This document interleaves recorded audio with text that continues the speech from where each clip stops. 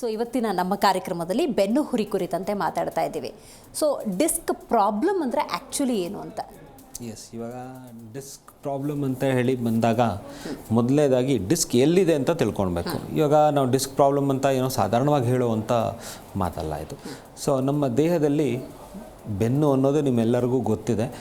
ಬೆನ್ನಿನ ಮೂಳೆಗಳು ಒಂದ್ರ ಮೇಲೆ ಒಂದು ನಿಂತಿದೆ. ಅದೊಂದು ಪಟ್ಟಿ ಥರ ನಮಗೇನು ಅನಿಸುತ್ತೋ ಅದೊಂದು ಪಟ್ಟಿ ಅಲ್ಲ, ಅದು ಒಂದ್ರ ಮೇಲೆ ಒಂದು ನಿಂತಿದೆ. ಇವಾಗ ನೀವು ಒಂದು ಫುಟ್ ರೂಲರ್ನ ನೋಡಿದ್ರೆ ಒಂದು ಇಂಚು ಅಂತ ಡಿವೈಡ್ ಆಗಿರುತ್ತೆ, ಬಟ್ ಎಲ್ಲ ಒಂದು ಫುಟ್ ರೂಲರಲ್ಲಿ ನಿಂತಿರುತ್ತೆ.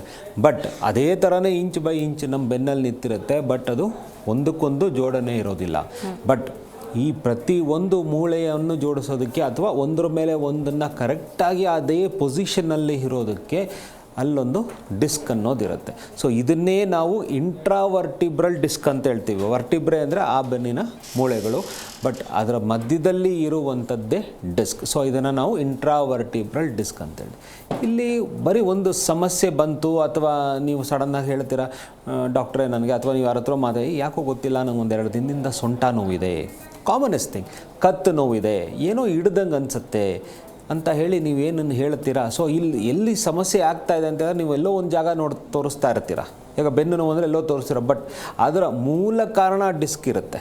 ಆ ಡಿಸ್ಕಲ್ಲಿ ಉಬ್ಬಿರ್ಬೋದು, ಹರಿದಿರ್ಬೋದು ಅದು, ಅಥವಾ ಅದು ಇರುವಂಥ ಪೊಸಿಷನ್ನಿಂದ ಮೂವ್ ಆಗಿರ್ಬೋದು, ಅಥವಾ ಅದು ಡಿಜೆನರೇಟ್ ಆಗಿರ್ಬೋದು. ಹಲವಾರು ಟೈಪ್ಸಲ್ಲಿ ಅದನ್ನು ನಾವು ಡಿಸ್ಕನ್ನು ಅದರ ಸಮಸ್ಯೆನ ವರ್ಣಿಸ್ಬೇಕಾಗುತ್ತೆ. ಸೊ ಎನಾಟಮಿಕಲಿ ಅದನ್ನು ಹೇಳಬೇಕು ಅಂತ ಹೇಳಿದ್ರೆ ತಲೆಯ ಬುರುಡೆಯ ಕೆಳಗಡೆ ಮೊದಲನೆಯ ಮೂಳೆ ಬಂದು ಅದನ್ನು ಅಟ್ಲಾಸ್ ಅಂತ ಕರಿತೀವಿ.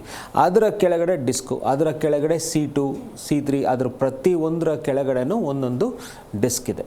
ಸೊ ಡಿಸ್ಕ್ ಹೇಗಿರುತ್ತೆ ಅಂತೇಳಿದ್ರೆ ಒಂದು ಮೂಳೆಯ ಮೇಲಿರುತ್ತೆ, ಅದರ ಹೊರಗಿನ ಭಾಗ ಗಟ್ಟಿ ಇರುತ್ತೆ, ಮಧ್ಯದ ಭಾಗ ಸ್ವಲ್ಪ ಮೃದುವಾಗಿರುತ್ತೆ. ಸೊ ಜಿಲಾಟಿನಸ್ ಆಗಿರುತ್ತೆ, ಒಂದು ಎನ್ಸಮ್ಯಾಟಿಕಲ್ ಒಂದು ಆ್ಯಕ್ಟಿವಿಟಿಗೋಸ್ಕರ ಜಿಲಾಟಿನಸ್ ಆಗಿರುತ್ತೆ. ಪ್ಲಸ್ ಹೈಡ್ರೇಷನನ್ನು ಮೇಂಟೈನ್ ಮಾಡೋದಕ್ಕೆ ಈ ಸ್ವಲ್ಪ ಸಾಫ್ಟ್ನೆಸ್ಸು ಕೂಡ ಇರುತ್ತೆ ಅಲ್ಲಿ. ಸೊ ಇದು ಎಲ್ಲೇ ಸ್ವಲ್ಪ ಒತ್ತಡವನ್ನು ಬಂದಾಗ, ಅದರಲ್ಲಿ ಏನೋ ಸಮಸ್ಯೆಗಳು ಬಂದಾಗ ಮುಂದೆ ಅದನ್ನು ಯಾವ್ಯಾವ ಥರ ಟೈಪ್ ಇದೆ ಅಂತ ಹೇಳಿದಾಗ ಕ್ಲಿಯರಾಗಿ ನಾವು ಗೊತ್ತಾಗುತ್ತೆ. ಸೊ ಅಲ್ಲಿ ಏನಾದರೂ ವೇರಿಯೇಷನ್ ಆದಾಗ ನಿಮಗೆ ನೋವು ಯಾಕೆ ಕಾಣುತ್ತೆ ಅಂದರೆ ಕರೆಸ್ಪಾಂಡಿಂಗ್ ನರಗಳ ಮೇಲೆ ಒತ್ತಡ ಬೀಳುತ್ತೆ. ಸೊ ಆ ನರದ ಮೇಲೆ ಒತ್ತಡದಿದ್ದಾಗಲೇ ನಿಮಗೆ ಸಮಸ್ಯೆನ ಕಾಣೋದು.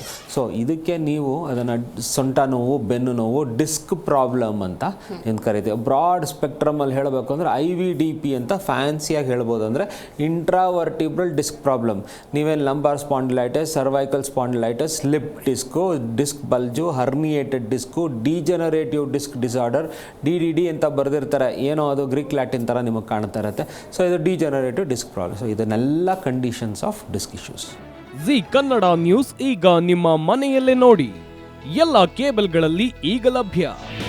ನಿಮ್ಮ ನೆಚ್ಚಿನ ಜಿ ಕನ್ನಡ ನ್ಯೂಸ್ ಈಗ ಸನ್ ಡೈರೆಕ್ಟ್ ನಲ್ಲಿ number 292, Tata play number 1664, Jio TV number 1334, NXT digital number 30, in cable number 30, city networks 51, U digital number 162, GTPL number 17, Rockline telecommunications number 42, Shri Basaveshwara cable number 168, rural cable network 60, Vinayaka digital 57, Abhishek cable 821, city channel 53, Siddeshwara cable network 57, V4 digital Infotech 628, Surya digital networks 53, Gajanan digital number 836, Malnad Infotech private limited number